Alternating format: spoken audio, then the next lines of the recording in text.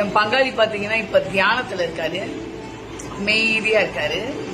அவர் என்ன இந்த உலகத்துக்கு சொல்ல வர்றாருன்னா, அவங்க அம்மாவும் அவனும் சண்டை போட்டுக்கிறாங்கன்னா பயங்கர காமெடியா இருக்கும்.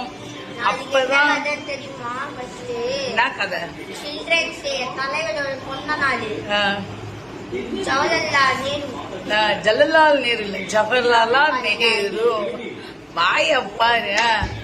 ஆனா எங்களுக்கு பசங்களுக்கு வந்து 3 விஷயம் சொல்லுங்க. அஞ்சாவது தெய்வம், 4வது ஜவஹர்லால் நேரு. பெரியம்மா அது எதுல வருவேன்? பெரியம்மா குரு தானே உனக்கு? உனக்கு எல்லாமே சொல்லித்தரேன்ல, அப்ப நான் குரு தானே.